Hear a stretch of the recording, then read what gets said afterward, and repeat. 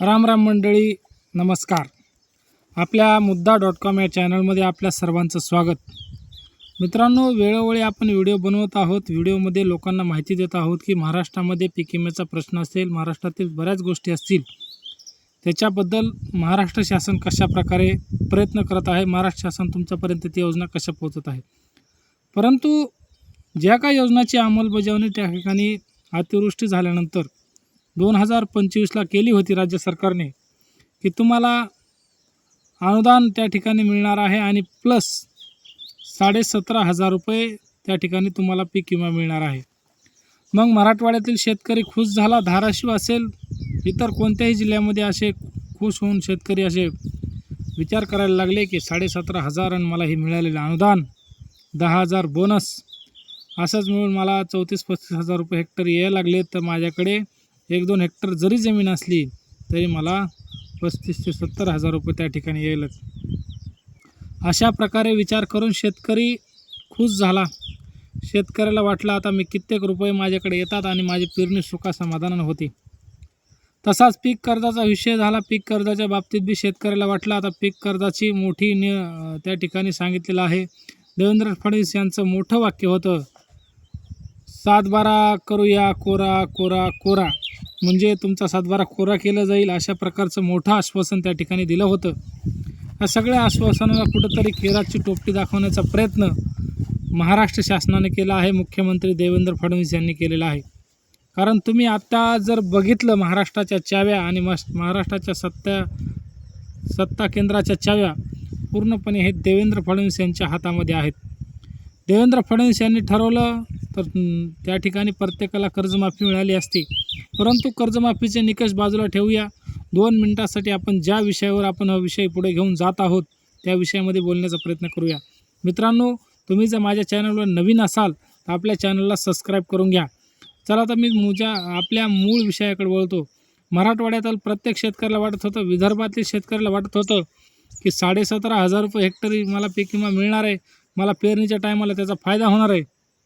परंतु तुमच्या जर जवळचा नेता असेल, तुम्ही जर त्या ठिकाणी पालकमंत्री तुमच्या जवळचा असेल, तुमच्या मंडळातील असेल, तरच तुम्हाला त्या ठिकाणी पीक विमा मिळणार आहे. मी असं का म्हणत आहे, असं म्हणण्याचा माझा काय उद्देश आहे, तुम्ही थोडं समजून घ्या. मित्रांनो, जर तुम्ही लातूरचा विचार केला तर काल 2 दिवसापूर्वी बातमी आली की लातूरमध्ये 4 महसूल मंडळाला त्या ठिकाणी पीक विमा मंजूर झालेला आहे. मग विचार करा, फक्त 4 महसूल मंडळाला त्या ठिकाणी पीक विमा मंजूर होत आहे, त्या लोकांनाच हा पीक विमा मिळत आहे. तर बाकीच्यांनी नेमकं काय केलं आहे आणि त्यांच्या इकडे असा पाऊस पडत नाही का, अशा प्रकारचा प्रत्येकाला पडलेला हा प्रश्न आहे. मग असा 4 महसूल मंडळाला देणं आणि बाकीच्यांना न देणं, ह्याच्यातून काय सिद्ध करायचं आहे की ज्या ठिकाणी त्यांचे BJPचे आमदार आहे, ज्या ठिकाणी BJPची पॉवर आहे, त्या ठिकाणी आम्ही तुम्हाला निधी देतो आहे, त्याप्रमाणे शासन मदत शेतकऱ्यांना करतो आहे. आणि जर तुम्ही आमच्या विरोधात मतदान केलं तर त्या ठिकाणी आम्ही तुम्हाला महामंडळ असो, कोणताही विषय असो, त्या ठिकाणी निधी देणार नाहीत. अशा प्रकारचे वक्तव्य त्या ठिकाणी दिसत आहेत. त्याच्याहून लक्षात येत आहे की दुजाभाव त्या ठिकाणी होत आहे. आता तुम्ही धाराशिवचा जर विचार केला, राणा रणजित सिंग त्यांना पुढे घेऊन जाण्यासाठी, त्यांच्याकडे पॉवर देण्यासाठी, खरं तर आपण म्हणत नाही की धाराशिवचं नुकसान झालं नाही, अतोनात नुकसान त्या ठिकाणी धाराशिवचं झालं, नांदेडचं झालं, बीडचं झालं. परंतु ठराविक जिल्ह्यांना, ठराविक मंडळांना त्या ठिकाणी महसूल मंडळामध्ये जास्त प्रमाणामध्ये निधी देणं, त्या ठिकाणी त्यांना बाधित असं दाखवणं हे कितपत योग्य आहे.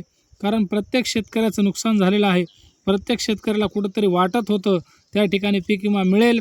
आणि बीड असेल, धाराशिव असेल, कोणताही जिल्हा असेल, त्या नांदेडमध्ये तर इतकी भयानक परिस्थिती होती, लातूरमध्ये एवढी भयानक परिस्थिती होती की प्रत्येकाच्या डोळ्यामध्ये पाणी आलं होतं. प्रत्येक शेतकरी विचार करत होता की 17,500 रुपये हेक्टर तरी आपल्या खात्यावर आल्यानंतर पेरणीला सोपं जाईल. लोक विचार करत होते कर्जमुक्ती होईल, कर्जमुक्तीतून मला फायदा होईल. परंतु कुठल्याही प्रकारची कर्जमुक्ती नाही. मित्रांनो, जर तुम्ही त्या ठिकाणी कर्जमाफीचा जर विचार केला असेल, 2022, 23, 24 जर सलग तुम्ही कर्ज भरलं असेल नियमित, तरच तुम्हाला त्या ठिकाणी प्रोत्साहन पर अनुदान 50,000 रुपये मिळणार आहे. जर तुम्हाला उद्धव ठाकरे साहेबांच्या काळामध्ये कर्जमाफी मिळाली असेल तर तुम्हाला त्या ठिकाणी 2019ला जर तुमचं कर्ज माफ झालं असेल आणि आज जर तुमच्याकडे 1,00,000 रुपये जरी कर्ज असेल, त्यामध्ये फक्त तुम्हाला 50,000 रुपयाची कर्जमाफी मिळणार आहे. जर तुम्ही 2025ला पीक विमा 2025ला जर त्या ठिकाणी पीक कर्ज उचललं असेल तर त्या ठिकाणी तुम्हाला प्रोत्साहनपण अनुदानामध्ये फक्त 5,000 रुपयाचा लाभ देण्यात येणार आहे. अशा प्रकारचे मोठे मोठे आश्वासन देऊन प्रत्येक शेतकऱ्याला सांगितलं होतं की तुमचा 7/12 पूर्णपणे कोरा केला जाईल, शेतकऱ्यावर कसल्याही प्रकारचं कर्ज राहणार नाही, 34,000 कोटी रुपयाचा निधी त्यासाठी लागणार आहे. अशा प्रकारचे मोठे मोठे भाषणं करून त्या ठिकाणी देवेंद्र फडणवीस यांनी आपली राज्यामध्ये सत्ता स्थापन केली आणि सत्ता स्थापन करून त्या ठिकाणी मोठे मोठे आश्वासनं दिले.